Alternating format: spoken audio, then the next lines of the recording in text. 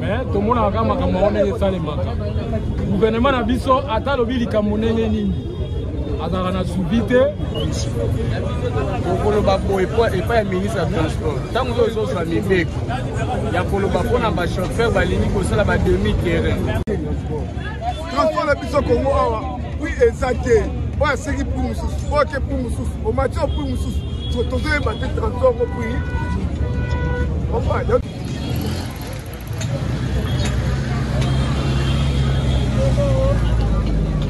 Bonjour, bonsoir, c'est l'internaute qui a vu la vidéo sur votre chaîne Bayo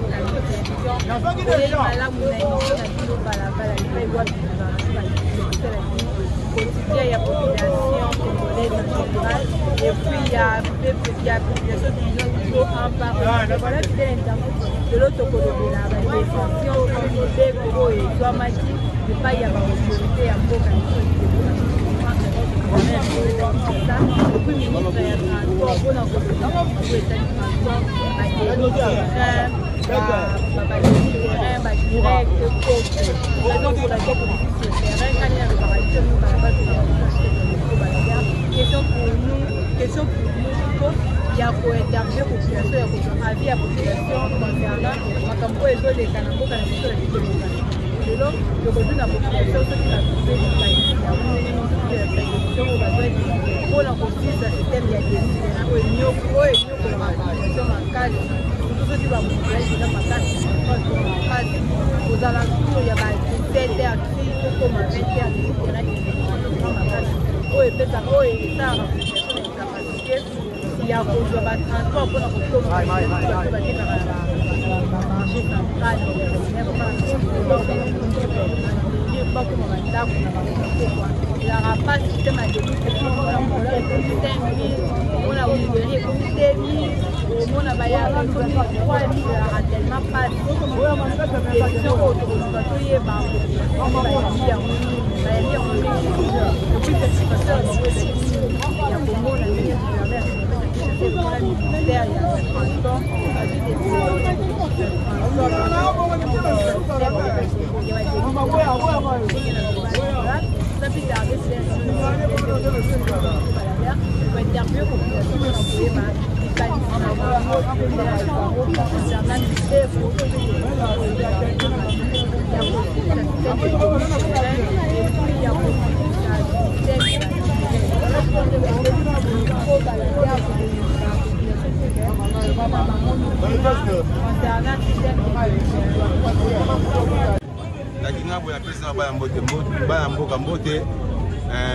décision ministre a suivi en tout cas a suivi vraie décision.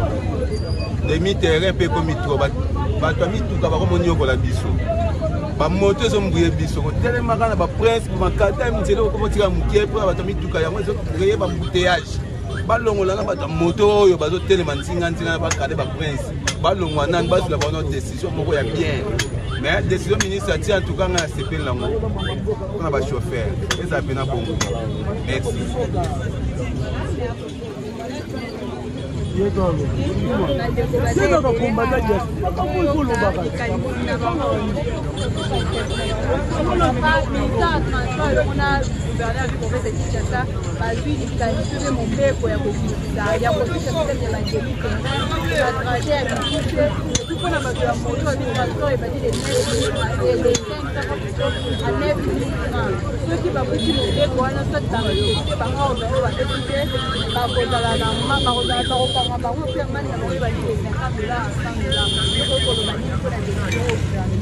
Bon, il y a Liboso, on a fait si merci à ministre du Transport. Ministre du Transport, décision où il y a joué. Batika la grande décision, surtout au bas de transport et d'abord chargé. Chargé à l'obéle la transport Kobanda, Bayakati, Kingasani, 200. 200, il y a 2000 francs. Kolongwa, Zandu, Ti Ipen, Bazobel la Lola, 7000 francs. Mais quand la biche de transport est l'État a donné un transport. Transport à l'État, il y a des biches transport à l'État doit être 500 francs. Mais le lot transport est long à 500 francs et comme à 2000 francs, ils ont varié à 7000 francs. ministre atelemaka na décision wana surtout bacharger babanda kokanga liboso bacharger oyo bamataka batransport azobelela transport 200 on a 2000 francs monteke baofaire souffrir peuple congolais donc batelemaka kaka donc ministre atelemaka na décision oyo azwi wana balongola décision wana te batelemaka na décision wana en tout cas pena merci na décision oyo ministre azwi. Voilà, c'est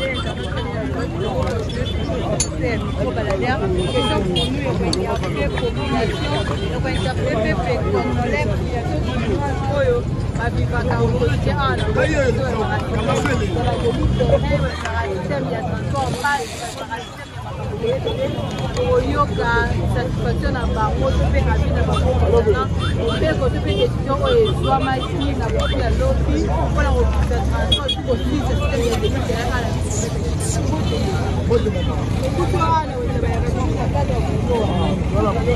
voilà ndeko mpona information na ndenge gouvernement congolais ministère ya transport elomona na bazwi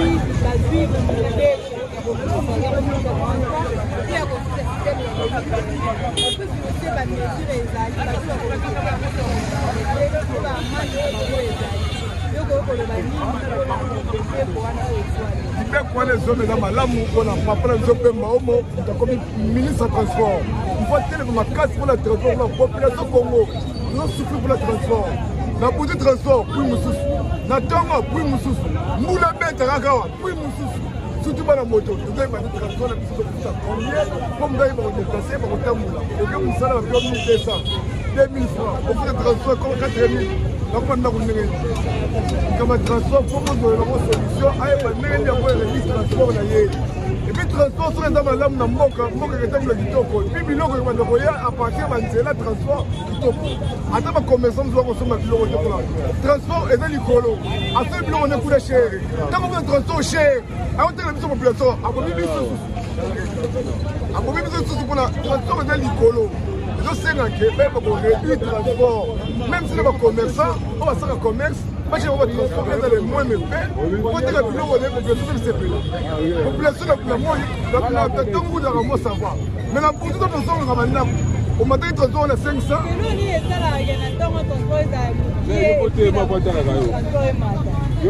toyebi te soki bango bakonza transport yango bamataka carburant chaque jour mpona bana moto okaka déclaration carburant mpasi bachauffeur carburant mpasi tozoyeba pena te estce transport yango bakozela solution te mpona pepe ezala kimia soki azwi badécision malamu mpona transport kosoutenir ye eza malamu mpona population na ye akibanda kotambola na transport ya ye transport na biso kongo awa pui eza te oyo asengi pui mosusu oyo ake pui mosusu omati oyo pui mosusu tozoyeba te transport ngo pui yadobike mokonzi ya mboka etake ministre ya transport bazo bakonzi bayeba solution mpona transport ya mboka ese message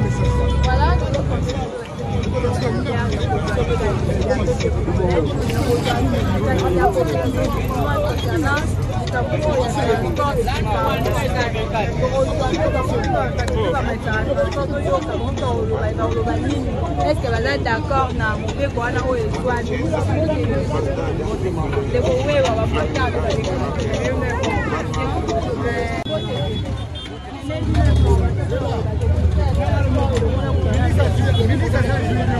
bazwi mobeko ya kosisa systeme ya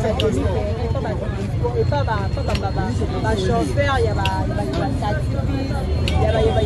bataxi ya baesprit de vie badeta esete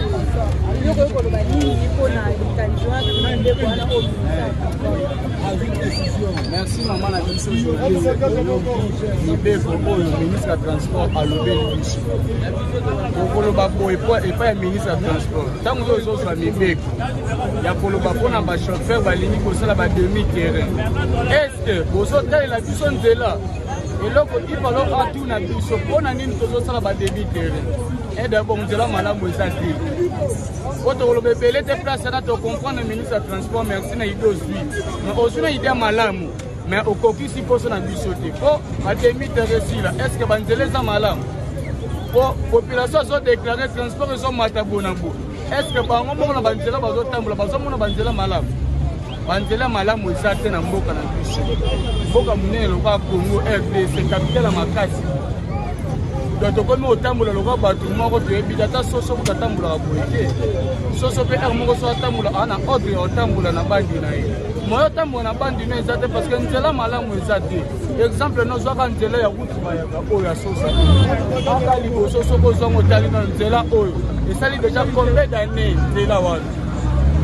donc ministre ya transport ozozwa décision donc ozozwa décision jokoyi te badécision bozozwa ya liboso donc bozwa décision mpona biso bachauffeur bozwela biso na solution ya banzela malamu na Congo eza te oyo biso oyo ngai nazalaki nango ya kolobaka yango wana merci. Voilà,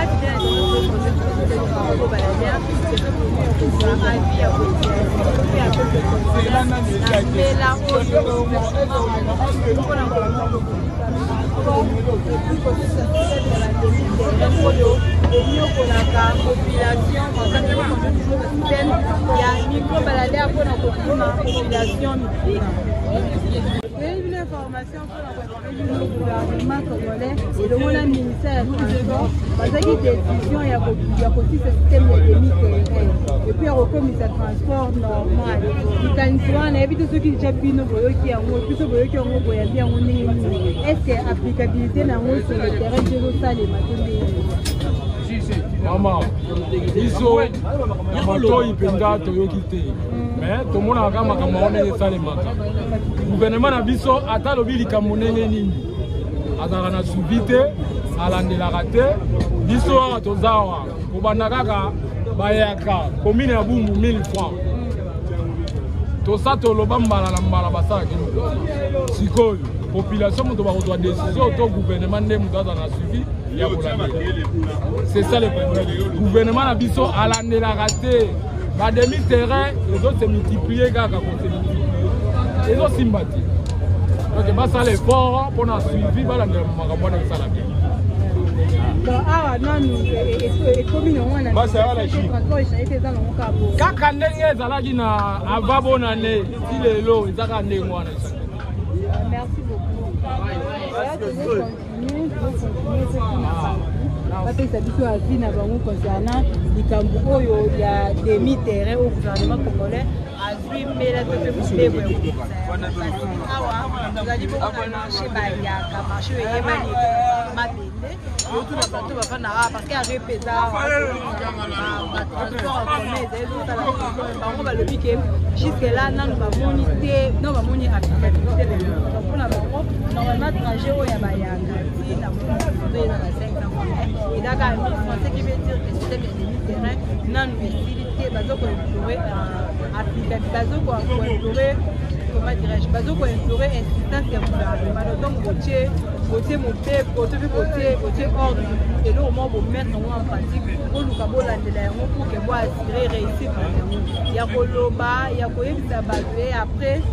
après sur le terrain va résulter ça c'est moi les états de Congolais azali pour déplorer mon bonhomme question pour nous ya kozwa avis ya population congolaise c'est moi demoni a ozali comme pour la makambo ya terrain pour l'état de ville faut essayer la plus c'est battre en main il doit respecter en moté azana reçu la main il y a $50 yo ko bani on ordre wana to pour beko wana ko ezwani bon mobeko eza nango bien le grand problème ndenge ndenge autoloba c'est l'applicabilité ya mobeko ezwani ozwi mobeko bozo appliquer yango te alors aboutissement nango eza wapi ndeko awa mboka na biso bawelelaka kaka koloba soki bakwakuli applicabilité ko bana na mtu alikolo tina oyo se kowela kokwakula applicabilité ezalaka te tobandi lelo tomesani na bango toyiba neza ekosalama nango te na Congo awa oh bakosala contrôle eza wapi so bakamati baje na bango babimisi libanda baza bayesu mpona kosala suba désordre que si désordre donc mama longola likanisi wana Congo nzambe kaka su pas tata na pas comment ça ngamba loba voilà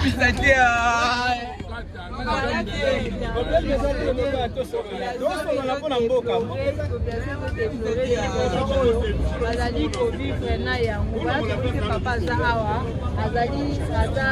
papa aza awa concernant te koto mpe décision au gouvernement congolais azwi ya kosi système ya demi-terrain enyongola population surtout aux environs ya 17 article okoma 20 ezalaka tellement problème makasi transport ezalaka pasi ba demi-terrain ezalaka ebele omona trajet moko okomema banda zando tiselema omona zando eyewulere ebayaka epumbukumbu ekeselema omona trajet oyo valekede 1000 francs et même bakuta 4000 francs éviter situation moi on espère que c'est pas décision soit mis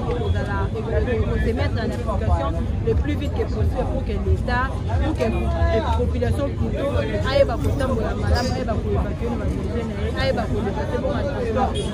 l'écampo oyo azoganye le monde papa za a le bâti pour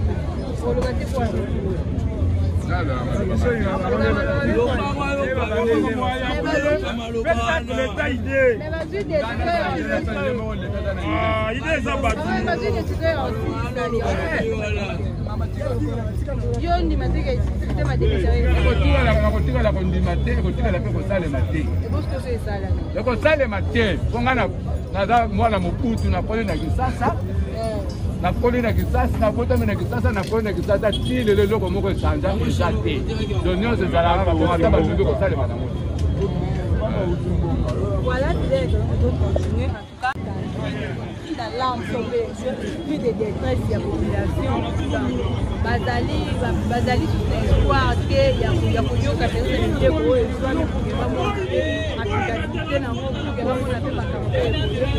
on espère que le gouvernement congolais, on espère que le ministère de Transport pour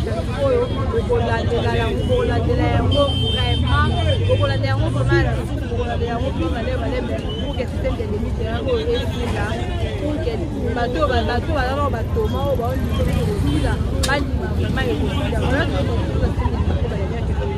ya population ndenge nini population bayambi yango ya koyoka système ya demi-terrain ekosila en tout cas ya tete ça système ya demi-terrain yokolaka surtout kobanda 17 heures bazatelemaka tema na re pas possible ya kokoa voilà ya population moko na moko ete ye ayambi mobeko wana ndenge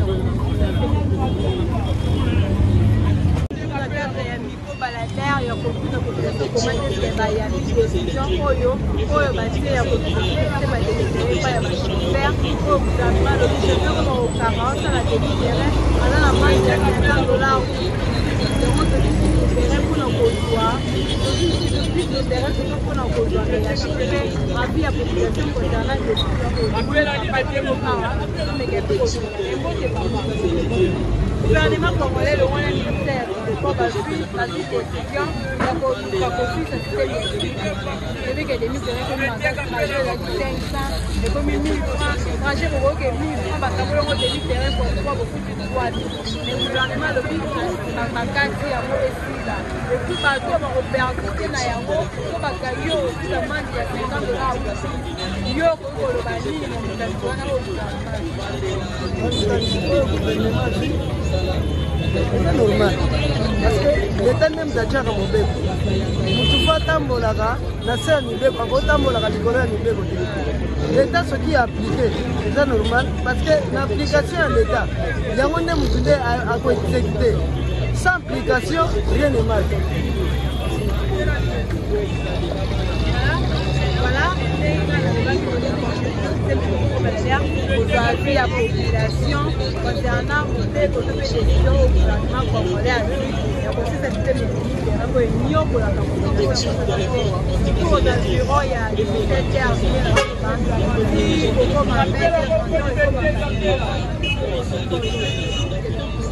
y a besoin de la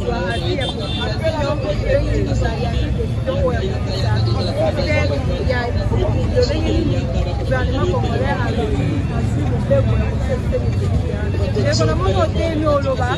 voilà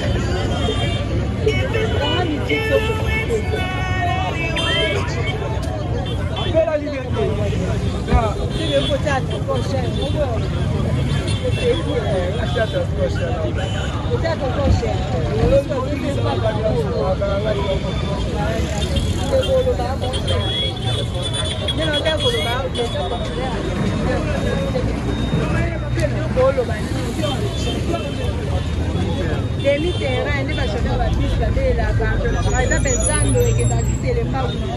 Donc, on va dans Zando, par exemple, Demi, on va dans l'académie, on va dans l'académie, gouvernement le livre on va travailler, on va faire la direct, on va travailler à la main de 50 $. Yo bolo bani pour la gestion voilà, c'est la